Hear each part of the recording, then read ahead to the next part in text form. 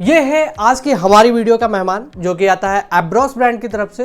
ये शूज जो आप मेरे हाथ में देख रहे हैं आपको अभी थोड़ा सा गंदा दिख रहा होगा क्योंकि मैं ऑलरेडी इसको यूज कर रहा हूँ। बाय द वे, इस शूज में जो इनोवेटिव चीज की गई है, रेड टेप ने भी कुछ टाइम पहले ही मार्केट में एक ऐसा ही शूज लॉन्च किया था। जहां तक मुझे याद है मॉडल नेम था RSO3611। तो पॉइंट इज ये चीज कितना ज्यादा इफेक्टिव है एंड इससे आपके लिए क्या आसानी होने वाली है, ये सारी चीजें हम इस वीडियो में आपके साथ शेयर करेंगे। सबसे पहले इस शूज की जो डिजाइन है वो मुझे काफी ज्यादा इंप्रेसिव लगा क्योंकि इसकी डिजाइन अगर आप दूर से देखें तो ऐसा लग रहा है कि ये कोई MNC ब्रांड का प्रोडक्ट है, like Nike, Adidas, under armour, Puma. Specially मुझे इस शूज का जो साइड व्यू लुक है वो काफी ज्यादा अच्छा लगा, जिसकी वजह से ऐसा लग रहा है कि इस शूज का प्राइस 3 से 4 हजार बजट में होगा।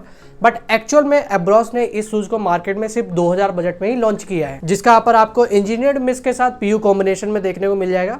और ये जो अपर पे आप कंपोनेंट देख रहे हैं रेस प्रिंटिंग प्रोसेस से जो किए गए हैं, ये सब PU मटेरियल में है। इसके अलावा इस शूज का टंग एंड काउंटर की लाइनिंग आपको ब्लैक कलर कॉम्बिनेशन में देखने को मिल जाएगा। एंड यहाँ पर जो आप डायल लॉक देख रहे हैं ये ऑटोमेटिक लेस का काम करता है। करना बस आपको ये है कि इसके डायल लॉक को कुछ इस तरीके से प्रेस कीजिए एंड क्लॉकवाइज डायरेक्शन में कुछ इस तरीके से रोटेट कीजिए, इससे ये शूज आसानी से टाइट हो जाएगा। एक मजे की बात बताऊं आपको, ये जो डायल लॉक है इसको मैं 5000 टाइम्स ट्राई करने वाला हूं कि ये कितनी जल्दी खराब हो सकता है। अच्छा, आप अगर शूज या फिर स्नीकर में इंटरेस्ट रखते हैं तो आपने एक चीज नोटिस किया होगा, कुछ टाइम पहले जो लेस आते थे, कुछ टाइम क्या अभी भी जो लेस आते हैं उनको दिन भर में 3 से 4 बार बांधना होता है, तो ये चीज़ थोड़ा सा इरिटेट करती है। इस प्रॉब्लम को सॉल्व करने के लिए यूएसपी ने एक सीरीज लॉन्च किया था जिसका नाम था सोरेंटो।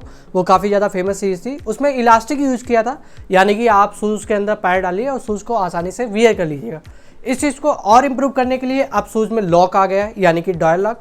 केवल आप इसको रोटेट करके प्रेस कर दीजिए एंड शूज टाइट हो गया। मतलब चीजें कितनी आसान हो गई हैं। बाय द वे, टंग के पीछे एक लेबल है जिसपे आपको शूज से रिलेटेड सारी डिटेल देखने को मिल जाएगी। इस शूज में मुझे एक चीज और सरप्राइजिंग लगा कि इसके एंकल कॉलर की जो पैडिंग है वो काफी ज्यादा कम कर दिया गया है। हालांकि अच्छा सपोर्ट के लिए इसके काउंटर में स्टिफनर का यूज किया गया है। एक और चीज, इस शूज का जो सोल है वो मुझे चीप क्वालिटी का लगा। अब शूज का जो अपर है वो काफी ज्यादा अच्छा है लुक में, बट ओवरऑल शूज का जो लुक है वो सोल की वजह से खराब हो रहा है क्योंकि सोल में यहाँ पर जो ये प्रिंटिंग की गई है इसकी फिनिशिंग काफी ज्यादा बेकार है, यानी कि अनइवन तरीके से आपको दिख रही एंड एक दो जगह पर आपको ग्लो मार्क्स वगैरह भी देखने को मिल जाएंगे। बाय द वे, इस शूज का जो सोल है वो आपको ईवा प्लस TPR मटेरियल में देखने को मिल जाएगा जो ट्रैकिंग के पर्पज से ही बनाया गया है, बट इसके साथ साथ gym, daily workout, casual wear and walking के लिए भी आप इस शूज को यूज कर सकते हैं। हालांकि सोल की वजह से शूज का जो वेट है वो थोड़ा सा बढ़ जाता है, मतलब ओवरऑल शूज का वेट आपको 700 ग्राम के आसपास देखने को मिलेगा। अब इस शूज में जो इंसोल यूज किया गया है उसके बारे में भी देख लेते हैं। तो इसमें भी सेम मोल्डेड इंसोल यूज किया गया है। अभी तक मैंने जितने भी एब्रॉस शूज के रिव्यूज किए हैं, चाहे ये वाला हो जिसका नाम है एब्रॉस वाइजर शूज या फिर ये वाला जिसका नाम है एब्रॉस एवेलेंस शूज, इन सब में जो इंसोल है वो सेम यूज किया गया है। तो कुल मिला के ये शूज आपको कुछ इस तरीके से दिखने वाला है जो मुझे पर्सनली काफी ज्यादा बेहतर लगा, इसलिए मैंने इसको पहनकर कुछ फोटोज क्लिक किए हैं, वो मैं हर वीडियो की तरह आपके साथ शेयर कर देता हूँ। शूज का लिंक डिस्क्रिप्शन में है, आप अपनी पसंद के अकॉर्डिंग जा सकते हैं। गाइस, ये तो हो गई सारी बातें जिससे ये क्लियर हो पाया कि ये शूज लुक में कैसा है। अब इस शूज के साथ मेरा एक्सपीरियंस कैसा रहा वो भी मैं आपके साथ शेयर कर देता हूँ। तो स्पेशली मैंने इसको 2 कंडीशन में यूज किया है, कैजुअल एंड वर्कआउट। तो सारी डिटेल जो मैं आपके साथ शेयर करने वाला हूँ सब उसी के अकॉर्डिंग होगा। लगभग 6 से 7 पॉइंट है। फर्स्ट ऑफ ऑल, इसकी फिटिंग जो सबसे ज्यादा इंपॉर्टेंट पॉइंट है, तो ये शूज मुझे लेंथ में थोड़ा सा बड़ा लगा। I mean, अगर आपका पैर 7.5 है, साथ में नैरो है, तब आप 7 नंबर शूज के साथ भी जा सकते हैं। ये फिटिंग में आपको एकदम परफेक्ट आने वाला है। बट आपको एक चीज पे ध्यान देना होगा, ये जो डायल लॉक दिया गया है इसको आपको ज्यादा टाइट नहीं करना है, यानी कि जो पैर है वो आपका शूज के अंदर मूव कर सके। नहीं तो ये जो मैं आपको पोर्शन शो कर रहा हूँ जिसको ब्रिज बोलते हैं, अगर आप डायल लॉक को थोड़ा सा ज्यादा टाइट कर देते हैं तो यहाँ पर पेन स्टार्ट हो जाता है। तो इस चीज को स्पेशली आपको ध्यान देना होगा। इस शूज का मुझे जो दूसरा इंप्रेसिव चीज लगा वो है इसकी स्टेबिलिटी, जो कि ट्रेकिंग के पर्पज से ही डिजाइन किया गया है। इनफैक्ट आप इसको gym, daily workout, casual and walking purpose से भी यूज कर सकते हो। ऐसी कंडीशन में यूज करने पर सबसे ज्यादा जो फोर्स होता है वो बाल गर्त एरिया एंड हील एरिया में पड़ता है। तो इस शूज में जो सोल यूज किया गया है वो बाल गर्त एरिया के साथ साथ हील एरिया के लिए भी काफी ज्यादा सपोर्टिव है। हालांकि आपको एक चीज पे ध्यान देना होगा, अगर आप पहले से हाई कुशन वाला शूज यूज कर रहे हैं like sports shoes, running shoes, तब ये शूज आपको स्टार्टिंग के टाइम में थोड़ा सा इरिटेशन दे सकता है क्योंकि इसका सोल हार्ड है, जिसकी वजह से कुशनिंग एंड फ्लेक्सिबिलिटी इसमें देखने को नहीं मिलेगी।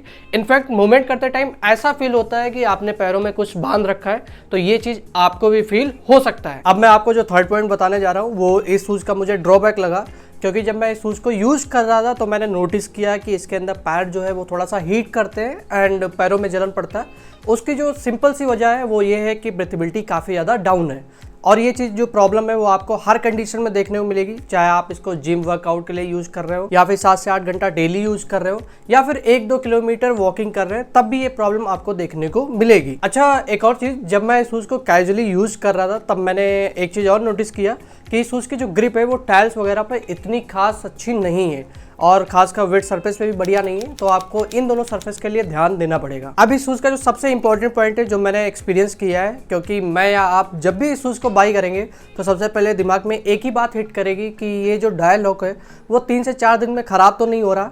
तो इसके लिए मैंने आपको थोड़ी देर पहले ही एक ट्रायल करके दिखाया है जिसमें 5000 टाइम ये ट्राई किया गया है कि ये जो लॉक है वो ख़राब तो नहीं हो रहा है, तो वहाँ पर कोई भी ऐसी प्रॉब्लम देखने को नहीं मिलेगी। 5000 टाइम का मतलब ये है कि एक दिन में एवरेज आप 6 से 8 बार ओपन करेंगे, तो लगभग इस चीज़ से रिलेटेड आपको 2 साल तक कोई भी प्रॉब्लम देखने को नहीं मिलेगी। अब इस शूज़ का जो 6th पॉइंट है मैं आपको इसलिए बता रहा हूँ ताकि शूज़ का जो शेप है पूरी तरीके से मेंटेन रहे, क्योंकि शूज़ स्टाइलिश है तो लुक को मेंटेन करना सबसे इंपॉर्टेंट पॉइंट हो जाता है। तो वियर करते टाइम आपको शू हॉर्न का यूज़ करना है, ये 50 से 100 रुपये की रेंज में आपको मिल जाएगा। हालांकि इससे फ़ायदा बहुत होता है, कुछ इस तरीके से आप शूज़ को वियर कर सकते हैं, इससे शूज़ का जो काउंटर है वो भी सेफ रहता है एंड आप शूज़ को आसानी से वियर भी करते हैं। अब इस शूज़ का क्लीनिंग प्रोसेस क्या है वो भी मैं आपको बता देता हूँ। इसको भी आप नॉर्मली पीयू बेस्ड शूज़ के तरीके से कुछ ऐसे क्लीन कर सकते हैं। बस ये आपको ध्यान रखना है ये जो सॉल्वेंट यूज कर रहे हैं वो मटेरियल के अकॉर्डिंग होना चाहिए, नहीं तो आप नॉर्मल सर्फ का भी यूज कर सकते हैं। एंड ये जो मेश का अपर है इस पे आप हल्के हाथों से ब्रश का यूज करें, नहीं तो इस पे रेसेस आ सकते हैं, तो इस चीज का आपको ध्यान रखना होगा। एंड इस प्रोसेस से ये शूज आसानी से क्लीन भी हो जाएगा। अब इस शूज को ड्राई होने के लिए नॉर्मल रूम टेम्परेचर पे ही रखें जहां पर लाइट प्रॉपर तरीके से आ पा रहा हो एंड एयर वेंटिलेशन भी अच्छा हो। ये जो मैंने आपको क्लीनिंग प्रोसेस बताया है वो तभी बेहतर है अगर आप इसको हर 5वें 6ठे दिन यूज कर रहे हैं तो। अब इस शूज को लेके मेरा ओपिनियन क्या है वो भी मैं आपके साथ शेयर कर देता हूँ। सबसे पहले इस शूज का जो सोल है वो थोड़ा सा हार्ड है, जिसकी वजह से आपको रनिंग के लिए बिल्कुल भी यूज नहीं करना है। मैं आपको बिल्कुल भी रिकमेंड नहीं करूंगा कि आप इसको रनिंग के लिए यूज करें। दूसरा, इस शूज का जो सोल है वो थोड़ा सा हार्ड है, जिसकी वजह से अगर आप इसको 8 से 9 घंटे तक यूज करते हैं तो आपको पैरों में पेन, थकान और ऑफकोर्स आपको थोड़ा सा फ्रेशनेस भी कमी देखने को मिलेगी, क्योंकि इस शूज की जो ब्रीथेबिलिटी है वो डाउन है। थर्ड, इस शूज का जो डायल लॉक है वो 1.5 ईयर तक खराब नहीं होगा, जिसकी वजह से आप इस शूज को 1 साल तक यूज कर सकते हो, क्योंकि इस शूज का जो अपर एंड सोल है वो भी बेहतर है। तो कुल मिला के जितने बजट में मैंने इस शूज को परचेज किया है लगभग 1300 रुपए में, तो ये शूज एक वैल्यू फॉर मनी प्रोडक्ट है। आप आंख बंद करके 1300-1400 बजट में इस शूज को परचेज कर सकते हैं। तो फाइनली ये थी सारी डिटेल जो कि मैंने आपके साथ शेयर कर दिया है। आई होप वीडियो आपको अच्छी लगी होगी। अगर आपकी तरफ से कोई सजेशन है तो हमें कमेंट बॉक्स में कमेंट जरूर कीजिएगा, हम उस पर वर्क करेंगे। चैनल को अभी तक आपने सब्सक्राइब नहीं किया तो कर लीजिएगा, क्योंकि हम हर वीक आपके लिए रिव्यू वीडियोस लाते रहते हैं, तो वीडियो देखना मत भूलिएगा। जाने से पहले अगर आप एब्रोस के अदर रनिंग शूज का रिव्यू देखना चाहते हैं तो आप इन दोनों शूज का रिव्यू देख सकते हैं, काफी ज्यादा लाइट वेट शूज है। मिलते हैं आपसे नेक्स्ट वीडियो में एक नए शूज के साथ, तब तक के लिए बाय बाय।